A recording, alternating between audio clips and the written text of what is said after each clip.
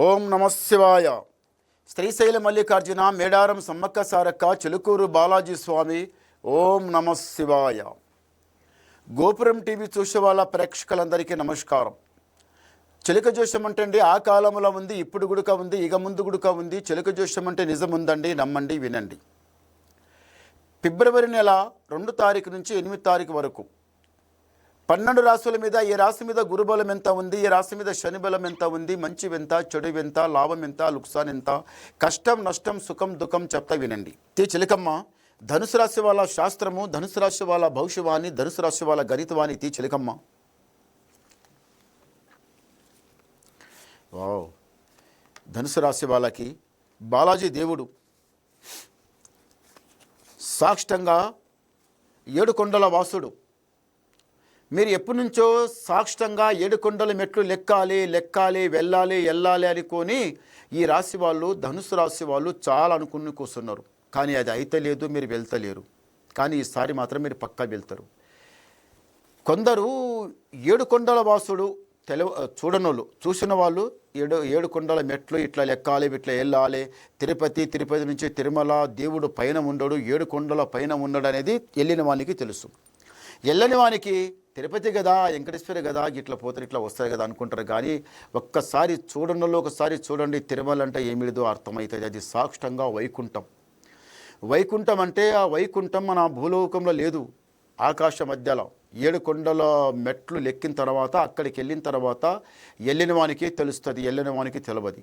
తప్పనిసరి ఎవరైతే మీరు ఉన్నారో చూడని వాళ్ళు ఒక్కసారి అప్పో సప్పో అక్కడ ఇక్కడ బాకి చేసి 7 కొండల మెట్లు మీరు లెక్కిరండి. ఆ దేవుడు అనేది ఏమిటి మీకు అర్థమవుతుంది. మీ నెత్తి మీద ఉన్న దరిద్రం నిజంగానే పటాపంచలమైపోతుంది. ఆ దరిద్రం తప్పనిసరి వెళ్ళిపోతుంది.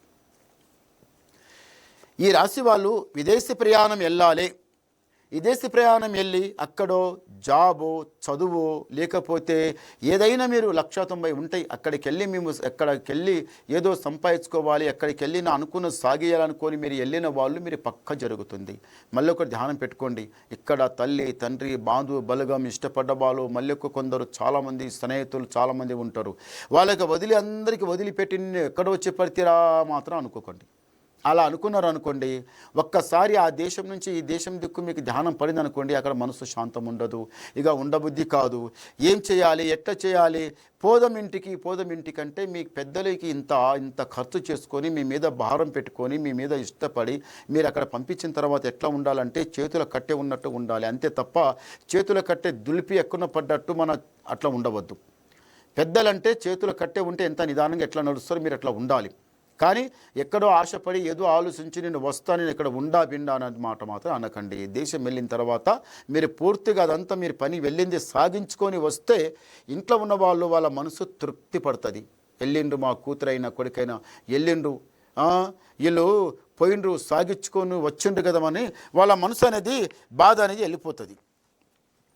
ఈ ధనుసు రాశి వాళ్ళకి మళ్ళీ ఒకటి ఏముందంటే అంటాం, ప్రేమ కళ్యాణం తప్పనిసరి అవుతుంది. అన్నతమ్ముల అనుబంధం, నీదెంత నాదెంత, ముందల ఒక మాట వెనక ముందల ఒక మాట, వాళ్ళ ముందల అది చెప్పడం ఈయన మాట అది చెప్పడం, వాళ్ళ మాట ఇది చెప్పడం అనేది అది ఏమైపోతుందంటే అది నేనింత నాదెంత అన్న తర్వాత ఇంట్లో కొట్లాడ జగడ పెరగడం, నేనే సంపాదిస్తున్నా, నేనే 10 రూపాయలు ఎక్కువ సంపాదిస్తున్నామని అనడం, నేనే సంపాదిస్తున్నామని తమ్ముడు అనడం, కొట్లాడ పెట్టుకోవడం, ఆ మాట పోయి ఏదో వాళ్ళకి చెప్పడం, వాళ్ళని ఇంటికి వచ్చి బుద్ధి చెప్పడం, అరే ఏమ్రా మీరు ఎట్లా ఉన్న వాళ్ళు ఎట్లా అయిపోతుంటామని అడ్డమైన పడ్డవాళ్ళు వచ్చి మీ ముందర వచ్చి నీట్గా అది ఇది మాట్లాడడం, అదంతా చెప్పించుకోవడం అవసరమా? ఇంటి గుట్ట అవతల జరిగిందంటే కథం జుట్టు వాళ్ళ చేతులు దొక్కినట్టే.